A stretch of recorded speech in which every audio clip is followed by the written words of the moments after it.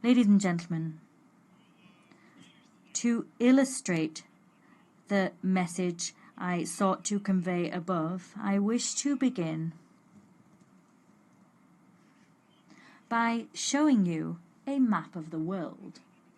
Ladies and gentlemen, please look, if you will, at this world map.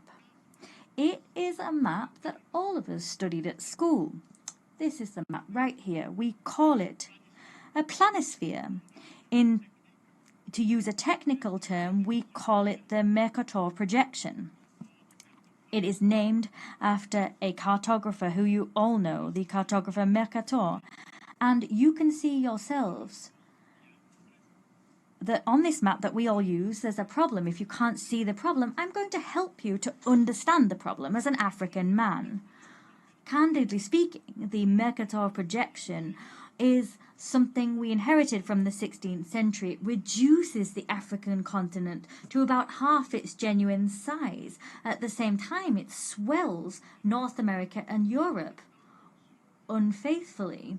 Africa extends over 30 million square kilometers. In other words, 3 times the surface area of the United States. However, on this world map, it seems scarcely any bigger.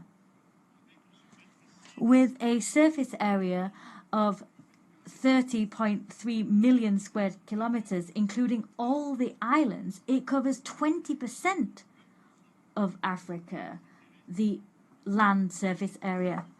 6% of the global surface area of the Earth, with around 1.4 billion. Soon we'll have 1.5 billion inhabitants. That's the reality. In 2025 or 2030, that's where things will stand. So it accounts for about 18% of the global population. The size of Africa here is intentionally reduced. It's minuscule in real terms. It seems the size of Greenland and Russia are also reduced. Or it's reduced to the same size as Greenland and Russia. And it's all false. It's a distortion. Africa has 54 continents, and we somehow think it's smaller than it actually is. Candidly speaking, Africa alone can contain the whole of the United States, Russia, India, France, Great Britain, and China. It can contain all of those countries. It is for that reason, ladies and gentlemen, in support of the African Union, we call for Africa's depiction on world maps to be corrected.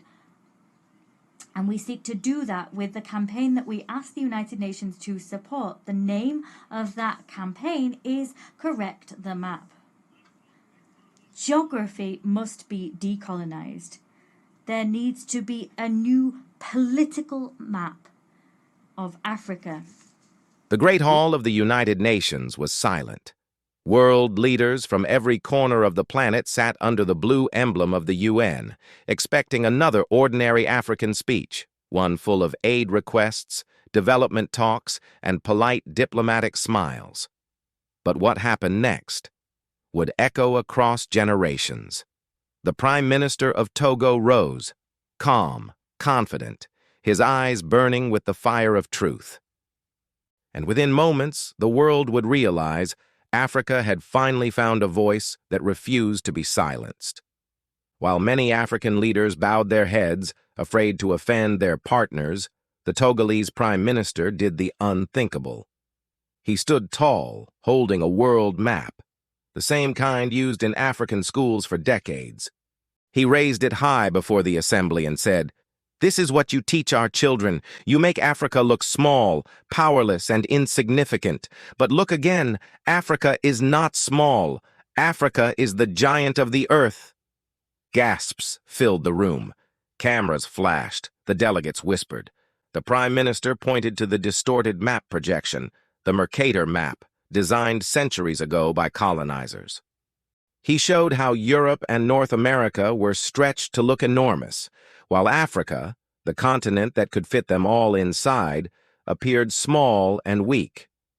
"This," he said, his voice firm, "is psychological colonization. You've been teaching African children that their land is small. that their power is limited, that their destiny is controlled by others. Then, with a sharp tone, he declared, "Today, Africa redraws its own map." Applause erupted from the gallery. Some African youth delegates stood, clapping through tears. But the Prime Minister didn't stop there. He turned to the Western representatives and spoke with thunder in his voice. "You looted our gold. You stole our diamonds. You took our men and women as slaves. And today, you sell us loans with the same money you stole. We demand reparations, not in words, but in action." His words hit like lightning.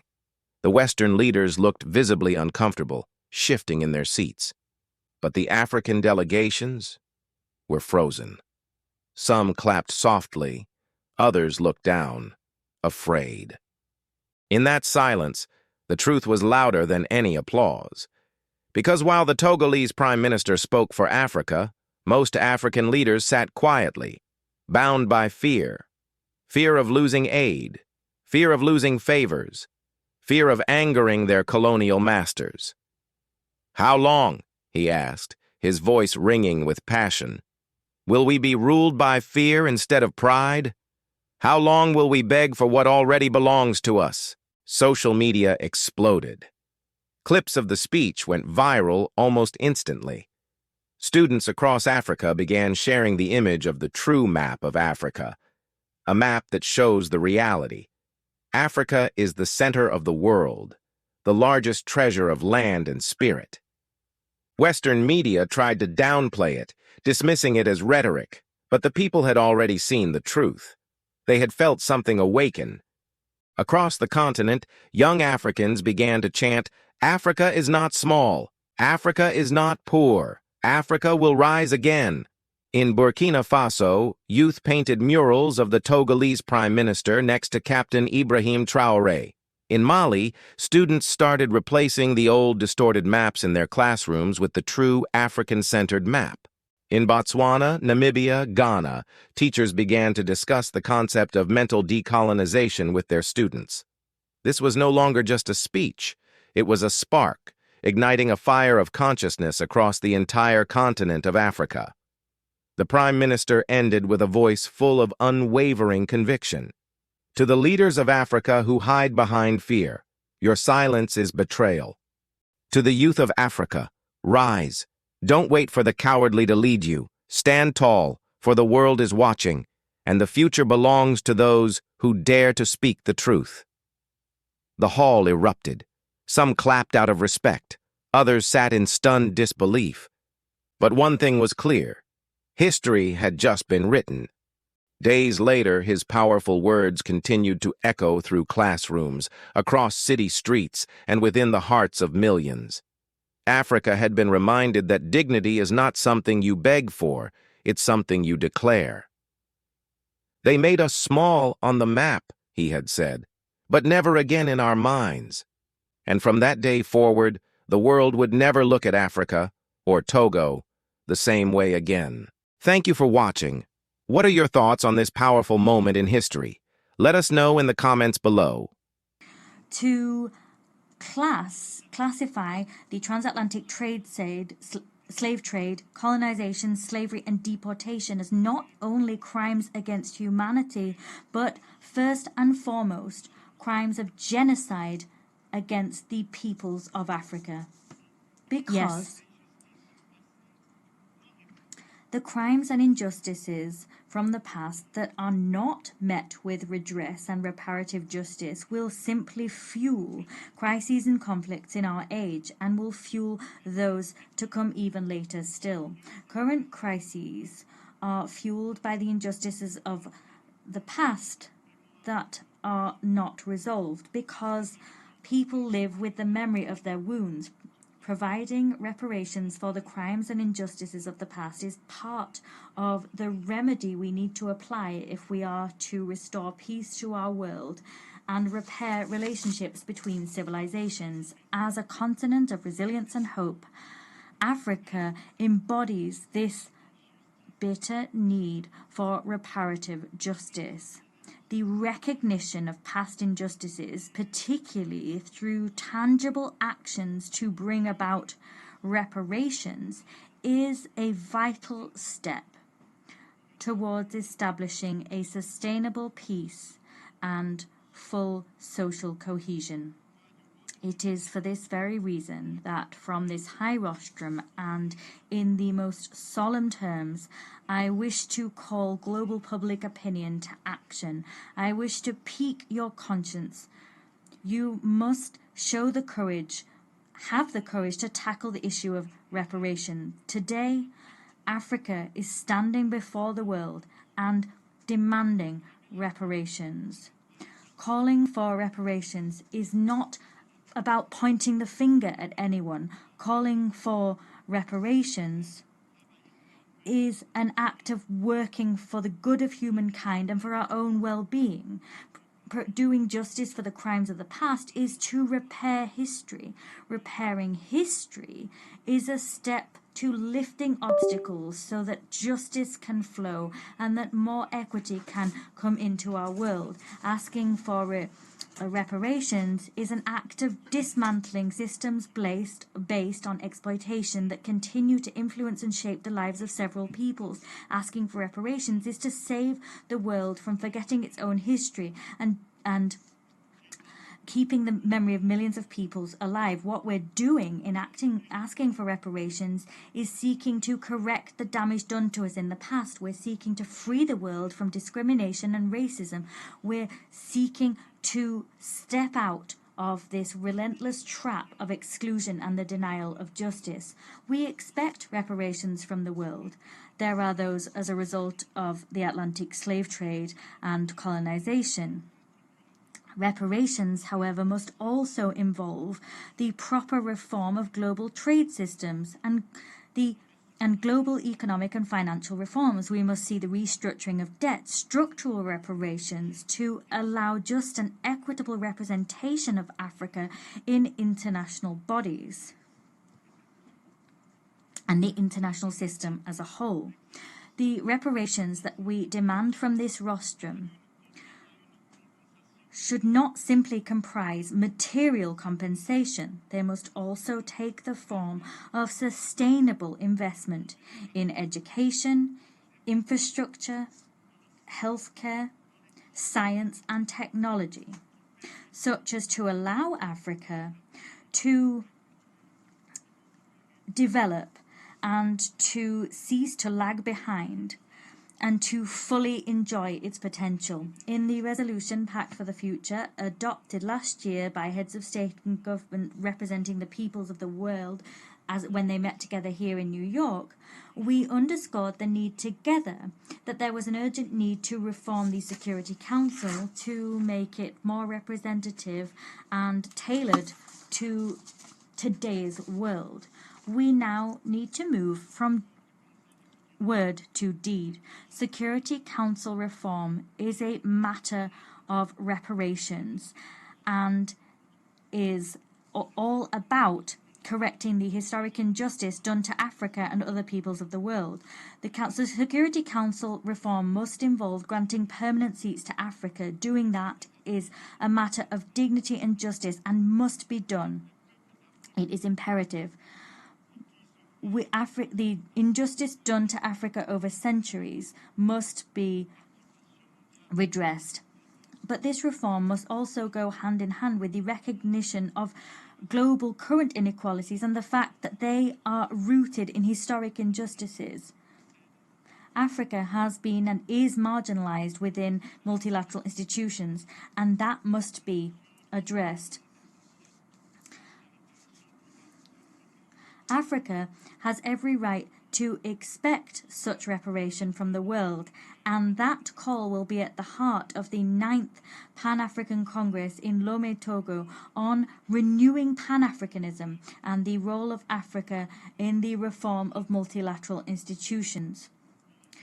Part of our work will be to mobilize resources and reinventing ourselves for action, and this all forms part of the theme selected. I call upon the African community and its partners, as well as all the goodwill of all those inspired by justice, to make this meeting a historic event. Through reparations, ladies and gentlemen, we will succeed in renewing the trust of our peoples in multilateral institutions, beginning here with the United Nations. Reparations will allow us to together usher in a humankind at peace with itself, doing justice, ensuring justice is done for people whose destiny has been destroyed by crimes and historic injustice, is an act of repairing the world for everybody's benefit. Ladies and gentlemen, I must speak candidly. Africa has been overlooked over the last 80 years in global governance structures. It is high time to remedy that injustice. On very rare occasions does history offer occasions as ripe as this one to change the course that the world is walking down. After so much historic injustice done to Africa, the time has come to provide reparations as an ethical imperative. To provide reparations would be to repent for past misdeeds and to rebuild a new stage on which new international relations can be established. However, this struggle is not solely an African struggle. It is a struggle for humankind. It is a struggle so that never again will the injustices of the past shape the inequalities of the present.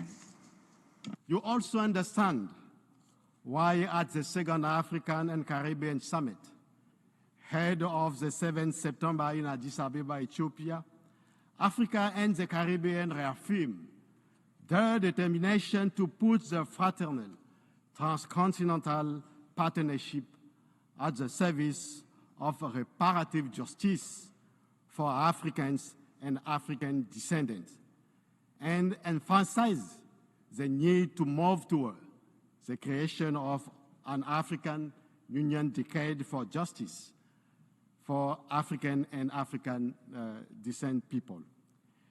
I wish here to salute our brothers and sisters in the Caribbean who grasped the meaning of this struggle. You have understood that by standing together for the cause of reparation, we will advance in more effectively. This too is the essence of the Pan-Africanism. A Pan-Africanism for justice and for the cause of reparations. It was the same test for justice that promoted Togo to submit to the deliberative bodies of the African Union, the initiatives that led the decision adopted by the Assembly of Head of State and Government of our continental organization on 16 February 2000 this year to classify slavery, deportation, and colonization as crimes against humanity and genocide against the people of Africa. This decision marks a major event for Africa and people of African descent, for it counters the logical whereby descendant of perpetrators dictate the term of the debate and name the crimes, rather than the rightful have the people who suffer those crimes in the flesh. Mesdames et messieurs, ladies and gentlemen, the United Nations must not remain indifferent to reparative